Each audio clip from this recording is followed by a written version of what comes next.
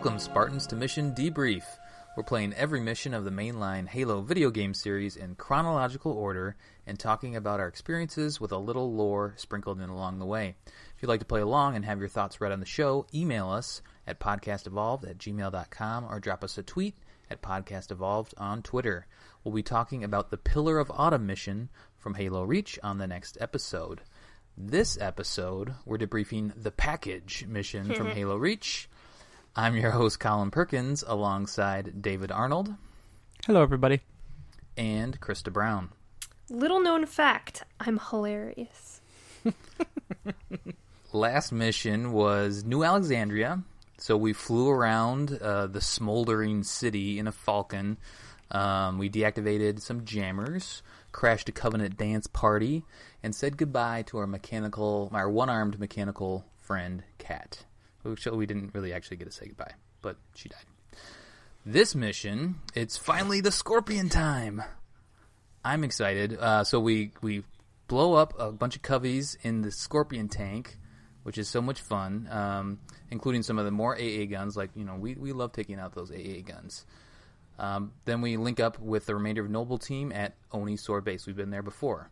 We then catch a ride down to Halsey's super secret lab that she found, defend the front door, and then receive details about the final mission of the game. Final missions.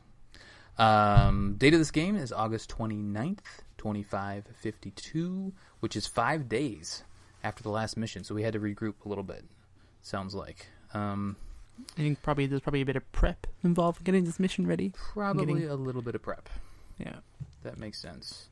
So I just want to talk about the Scorpion right away. Did you guys? Well, actually, okay. I always forget talking about the opening cutscene. This is one of the saddest opening cutscenes. I feel like they're all kind of sad in the second half of the game, but this one's real. Like, okay, we got to go do this. Let's go, hurrah!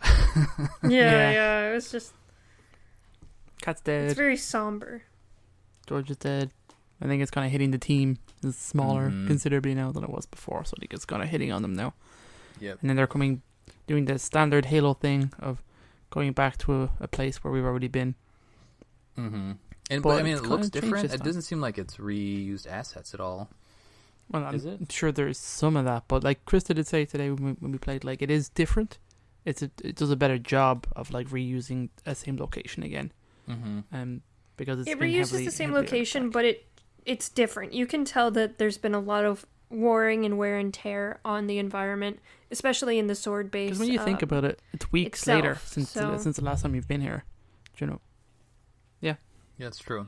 Is the first area when I came up to the I guess before you get in the Scorpion, there's like a little outpost or something like that. I was trying to remember if that's the same kind of layout as one of the outposts we were in during the original mission. It is, yes, the same. Oh, it is the same. Okay. Yeah. That makes sense. It just looked a lot different because there was like some water involved, and yeah. Yeah, I think it's more flooded and stuff, and there's definitely more like kind of it's one of those the communications outposts that you switch on during that mission. So it's that location because the route you take is just going back the same route you took previously to get to sword base. All right, so you guys played together. Who drove the Scorpion? We actually did Ghost Squad, Ghost Squad. You didn't drive the Scorpion? Are you kidding me? That's the best part of Halo. I know. Squad. I played this mission yesterday myself, and I did take the Scorpion, and I gave everybody fuel rod cannons, and I had so much fun just driving through with fuel rod cannons. I love blowing stuff up with the Scorpion. It's so much fun. Like, the explosions in this game are so satisfying. Like, visually, the animation is amazing. The feel, like, with your controller, like, it feels like a heavy tank. And, just blasting away with your main cannon.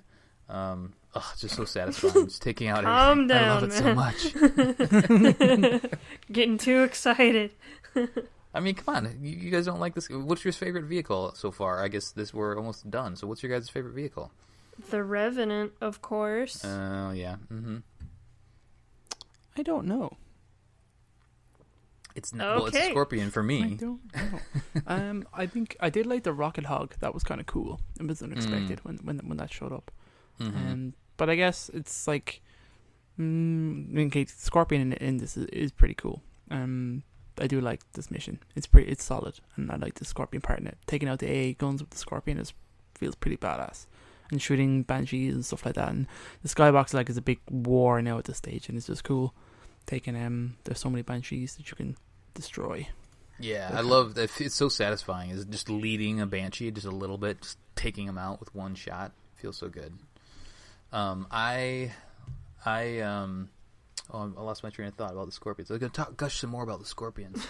Oh God! Oh no! Oh, my scorpion is always like on fire, like halfway through the scorpion ride. Oh yeah. But I usually make it to the end. But if like you don't, then you're kind of past one of those checkpoints. Like I feel like this mission in general, I noticed more that there's a lot of friendly checkpoints, and sometimes they're to the detriment. So if you're trying to haul your scorpion through the entire section, you could actually be too far gone before it actually, you can actually finish it because you're going to get taken out by one of those fuel rod cannons. And there's also an achievement to take the scorpion all the way through on Legendary, so keep that in mind. Mm-hmm. That would be rough. Actually, I was going to ask you, Krista, how hard is this mission in general on Legendary? I haven't. This is one of the few that I haven't beaten on Legendary. It's pretty difficult, especially the firefight down in the caves later in the mission. Mm-hmm. When you're taking the scorpion through, it's not too bad. You kind of just have to snipe with the tank, though. You have to stay way back and kind of get people from a distance. That makes sense. That's the way to really do it. But a lot of the firefights are really difficult, and there's an Easter egg later on in the game that gets you into a secret section that when you activate it, it releases 7 elite generals on Legendary, and it can only be completed on Legendary. So that's a lot of fun. It's really brutal, but it's worth it for the Easter egg. We'll talk about that later. All right. So you take up, we take out a couple AA guns with a Scorpion, and then we take out some platforms, which is always fun.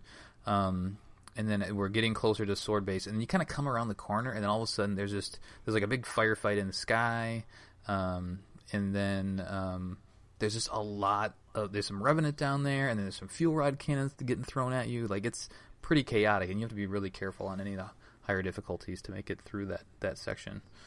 I struggled with that section quite a bit, especially with my flaming Scorpion. You can really tell that like the Covenant know that there are important assets in Sword Base, and they're really trying to make sure that no one else gets in there, so they can, find whatever assets the humans are hiding at this point in the war. Because they're looking for Forerunner artifacts, and that's where the Forerunner artifacts are. That's where they are. That's right. So let's see here. So we finally make it to the door, the front door. We meet up with the rest of the Noble Team, the remainder of the Noble Team. So there was 6. There's only 4 of us left. Unfortunately, and then we kind of plow through a little bit. This section is kind of a little bit generic, I felt like, when you're making your way into Sword Base a little bit. But there are some, you get to use your night vision goggles again, which is always weird. I always forget that it's there. Yeah, they it's like, I think we talked about it a little bit before, but maybe it's more apparent now this time around. Like, you don't really need them. Like, you kind of need them, but you don't really need them. It doesn't really brighten things up in all green like you kind of think of a traditional night vision goggles. It just kind of lighten things a little bit. I don't know. Krista, do you usually use them, the night visions? Not usually. Not usually, especially in this mission. It's not really needed. There's a lot of, backup generators, the red lights everywhere that you can kind of see where you're going. Mm-hmm. And also, the layout's really simple, especially inside the building. It's just kind of straightforward. Yep. Yeah, you do. It is interesting, I guess, to see the base have been destroyed, or there's, it's just debris everywhere, and it's in rough shape because the Covenant are looking for these, for the artifacts. So it is interesting to get back there. In terms of like the firefights, I guess I just didn't think that they were that, that great. You fight some elites, and they're not easy. There's stealth elites in there, right? That's why you need. Yeah, there's like 4 stealth elites and then an elite general in there. Mm-hmm. So it's not easy, but it wasn't anything that out of the ordinary. Nothing new, I guess, in this mission than what we've already played. Then we kind of make it to The where fun we're happens supposed underground. right. Then we make it to where we're supposed to go, to this room. Do you guys want to talk about? So there's a bunch of this mission. I guess this mission in general, as I was thinking about it, is like the obviously I love the Scorpion, but the combat, the gameplay isn't that great, at least compared to the other missions for me. But the lore, I felt like the cutscenes are super important. I mean, this is definitely like, it's interesting that they waited this late in the game to kind of tie everything together, but this is the mission that ties this game with the rest of the franchise. Mm-hmm. And I mean, this is when you kind of get more Oni than other games through this, because Master Chief doesn't really deal much with Oni. He just kind of goes off and does his own thing, but this is when, you see the Oni shadiness. They give you coordinates to some place. They don't tell you what you're looking for, what you want, what you need. And then, secret door opens and you're like, wait, what? This was here the whole time? So I almost thought, I guess that's a good point. It's probably a misdirection from Oni. I thought originally, before I jumped to this episode, is that they were sending you to destroy or even take out Halsey. Was that even a thought for you guys?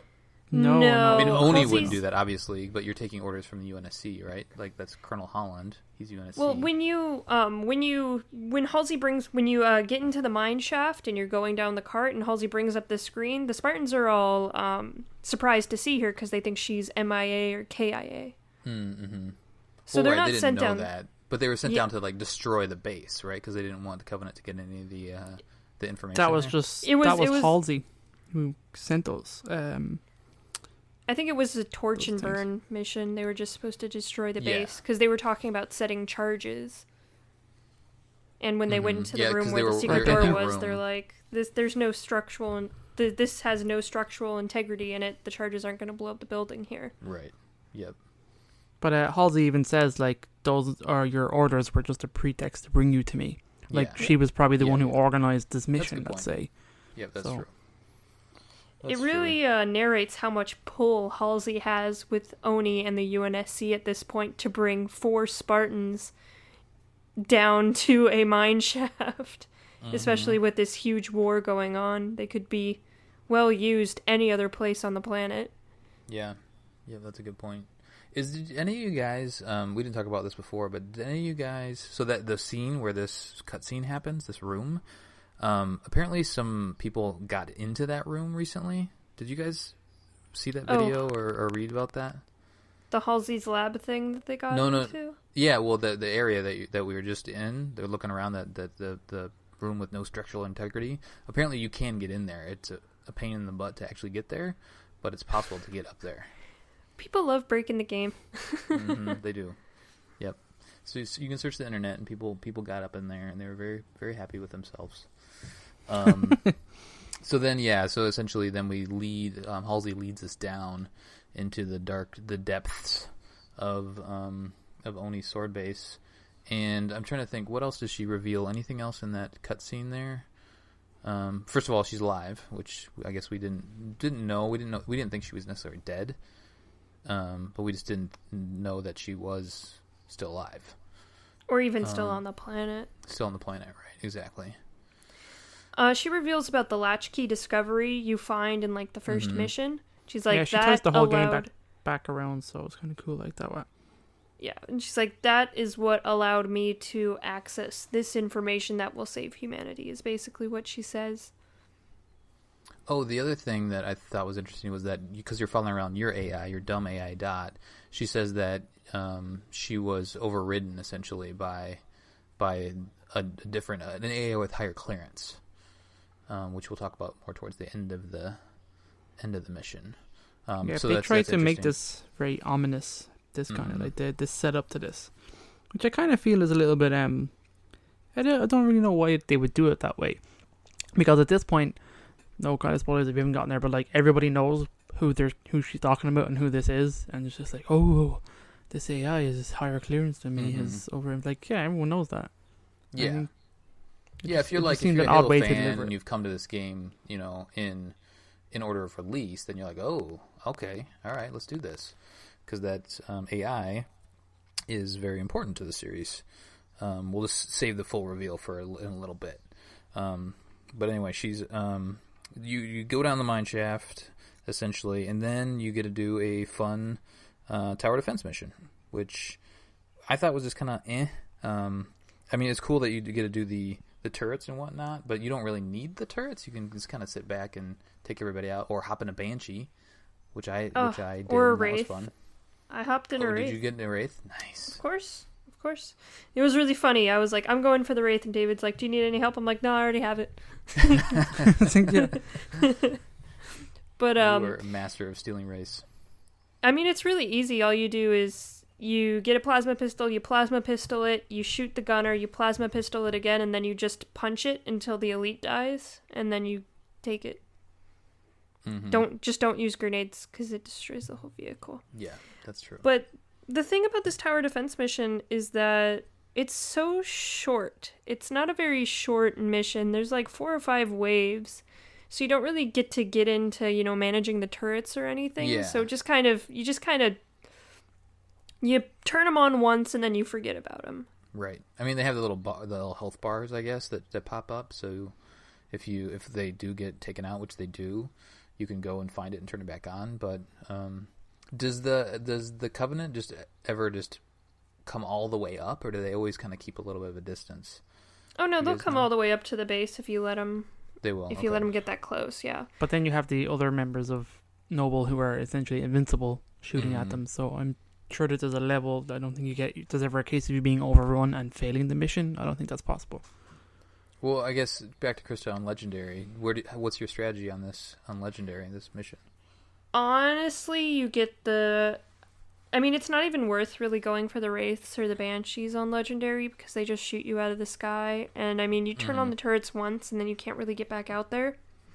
Mm-hmm. So you kind of use the Noble team's invincibility to your advantage, and you stay back, and you basically, because you can get on top of the base, you can crawl all around there.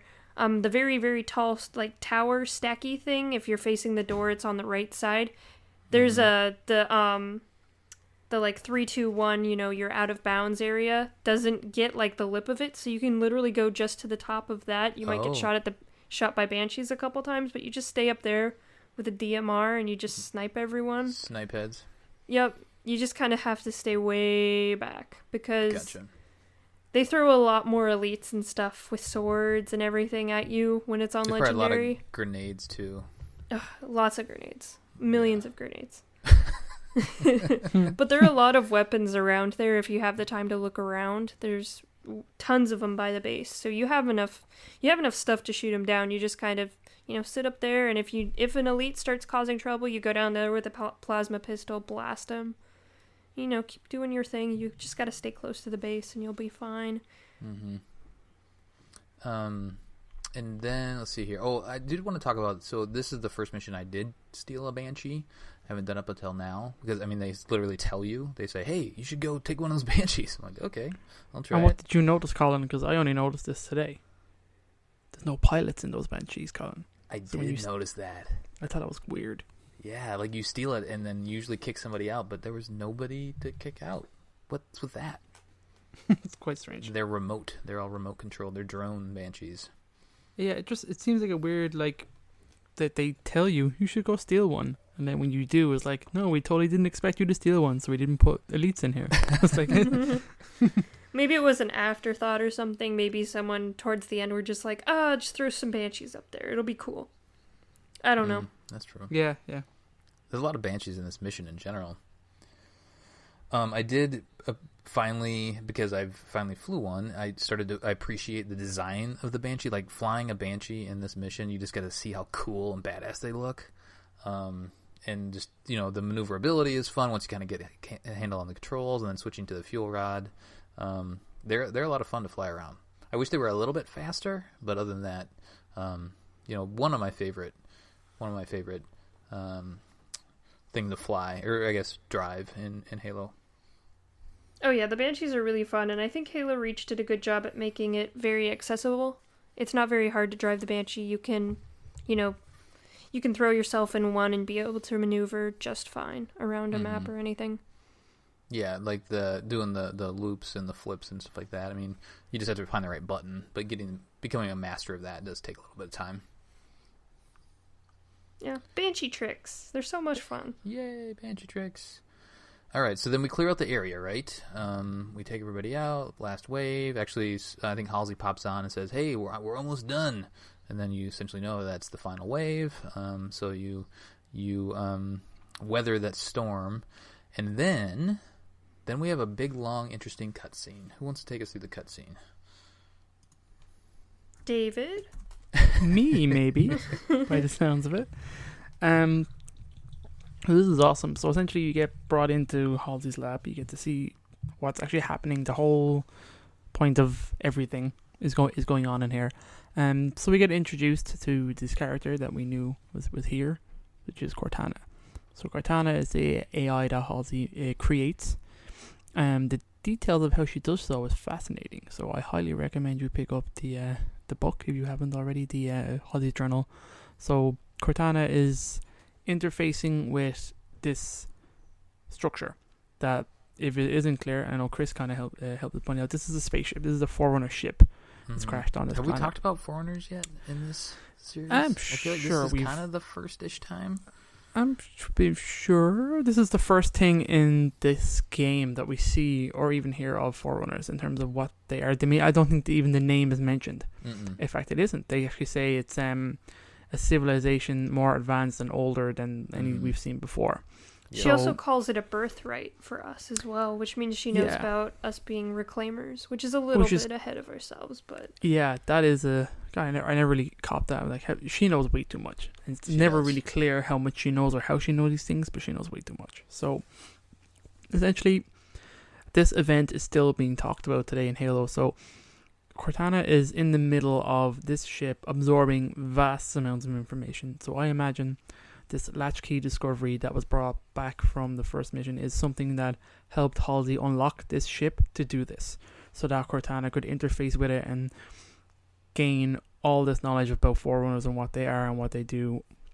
And we learn more about that in various books and other media in terms of what happened here and what happens next in the next mission or at the end of this game, which is the beginning of CE.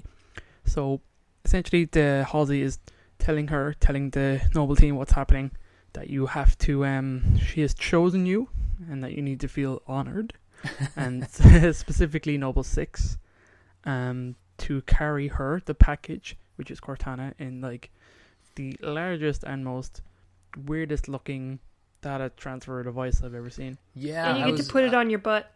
Yeah. I made a note of this, and it's so Cortana changes hands in the future, and she doesn't need that giant bottle in the future. Yeah. So I thought it was interesting that they chose that that device.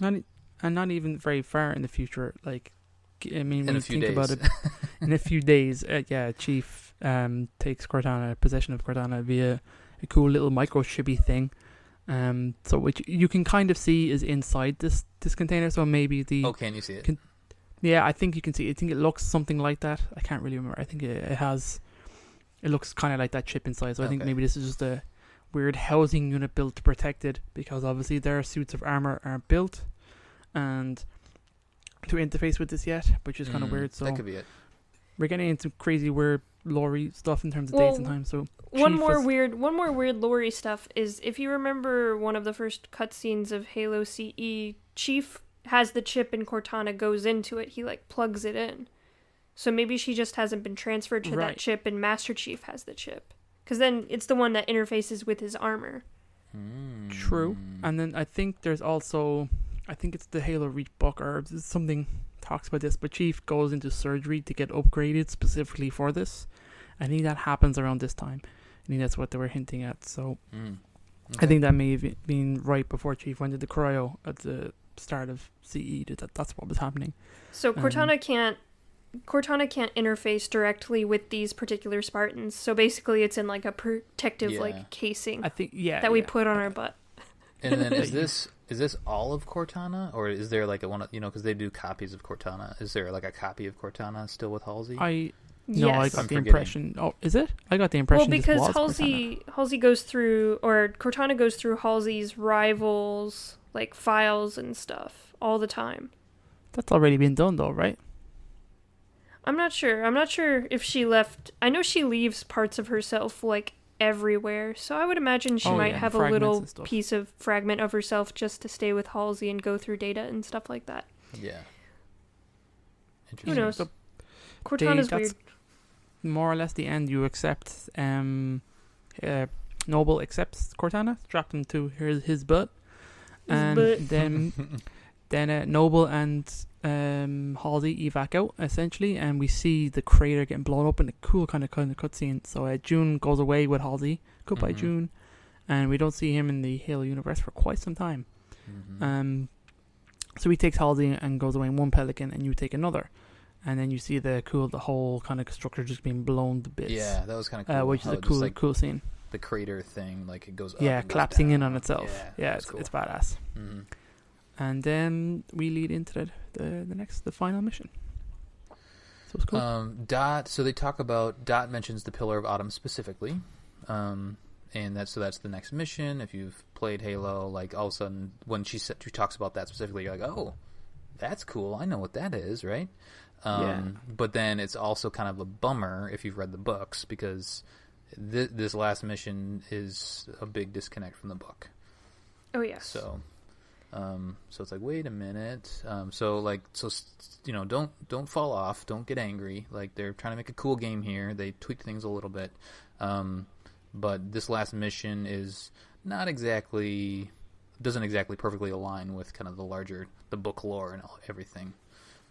It's still interesting, and I think it's kind of a cool moment that we'll get up to. But this is kind of the cause for a lot of people's frustration. I think is the next mission. And 343's tried to consolidate some of this lore in a definitive edition of Halo: The Fall of Reach. So I mean, they've tried, but it's interesting that they decided to go so off kilter with this game when there was an awesome book they could have based it on. Right. And I read somewhere or heard somewhere along like Frankie specifically saying that he was one of the writers of this game. It'd be interesting to pick his brain about why they didn't go with the book. Because that hasn't been really publicly released, has it? They haven't talked about that much. Maybe somewhere along the lines, yeah, but I'm not sure if they've actually addressed, okay, here's the differences and here's why. I don't think they've done that. It might be too late for that now. Probably. I mean, who really cares I think at people this are point, still mad. People are still mad about it. Come People now. are still mad, but Well, yeah, but like, I mean, this is 8 years ago, and like we've so Exactly. far advanced. I mean, we care because we care about the lore, but like the casual fan probably doesn't care at all. Oh, the normal Halo fan hasn't even read the book. Yeah, right, exactly. What else? What other... Oh, do we want to do some community stuff? Let's talk anything happened on Facebook or the Twitters in terms of thoughts on the mission? Facebook is pretty much just generally people are like this mission. I like it too. And Chris kind of tells us that the Forerunner structure is not just a structure, it's a ship. So I thought that was interesting. And it even has its own fancy name, which I'm liking. I think Baka Chagwa or something. It's a weird name. Go check it out. Helopedia. It's awesome. Good site. Mm-hmm. So that's kind of it in terms of Facebook-y. Anything on the Krista? Twitters? Krista? Nothing on Twitter. Sorry. Oh, boo, Twitter. We'll get more action next. The final mission, I'm sure. Oh, it's final mission. So next time we're going to do the last two missions because they kind of mash together. Yeah. So that'll be One thing I will say that I thought was episode. Go ahead. that I thought was cool. Do you know the way this game is like in Halo games they have like mission names sometimes and like submission names. So when you reach the cave at the end of this mission, it's called this cave is not a natural formation, which is a really cool callback to Halo CE when Cortana and John you drive through in the first mission of the second mission called Halo, and you drive down to the cave obviously, and Cortana says this now famous line of cave is not a natural formation. So I like that. I like that tie-in with the older game. Is it so famous because it's such an obvious observation? Yeah, I think Okay. it's just a stupid line. I think in general that people are laughing about and pointing out. I've always loved those little title cards that are partially through the missions, because they're usually kind of funny, right? If you think they're about humorous. them, Yeah, they're kind of a tongue-in-cheek or something like that. A lot of them are references to, lines from other Halo games or other media and stuff like that. They're always really fun. So always pay attention to the title cards. Yeah, get a good little chuckle. Little smile, little thought, little, I like that. Good on you, writers. Yeah. And Krista, I think you want to talk about the awesome Easter egg in this mission? There is a really awesome Easter egg in this mission. It can only be done on Legendary, and it's in the part with the caves. Under some structures, there's a button. You have to get a jetpack to get it. It opens a door, and a bunch of elites come out. But if you go into that door, it's... Knowing that this was Bungie's last Halo game, it's almost like a goodbye room. It has, like, all this Halo lore, all of, like, Bungie's, like, take over the world stuff, because that was their thing back in the day. We want to take over the world with video games. And just, like, it's almost an homage to just Halo lore and, the fan base and stuff like that. It has a lot of awesome callbacks. So if you haven't gone into that room, it's really worth taking your time to do it. Always bring a friend. It's really hard without a friend. But it's just a really nice callback and a really good almost farewell message from Bungie to us. I like that. I haven't heard of this yet, so I need to go check that out. I need to go to the YouTube. Pretty cool. I think I did it years ago, but I haven't done it in a long time. But I remember being like overwhelmed, but like, oh my god, it's awesome. There's so many things mentioned in there. There's like just references to random stuff and nods and homages and stuff. It's cool. Nice. A lot of good stuff. Anything we missed before we close it out? This is the penultimate. I mean, you got to say penultimate when you get a chance. Episode, and then we close it out. Then we start moving to the first game, Halo Combat Evolved, which will be fun. Also known as the best game, but whatever. We'll right. get there when we get there. Dang, all That's right. what I'm saying. Okay, well, I think we'll just close her out then. We're getting excited to finish this out. So we just debriefed the package. Next episode, we're going to be debriefing Pillar of Autumn, which we've talked about a little bit, and then Lone Wolf, which is the final stage, final mission. If you haven't played it yet, you'll find out what that's all about. Yeah, kind of a mission. So if you have any thoughts on either of those, send us your thoughts, podcastevolved@gmail.com, or drop us a tweet at podcastevolved. Until next time, evolved. Evolved. It's a podcasty day today.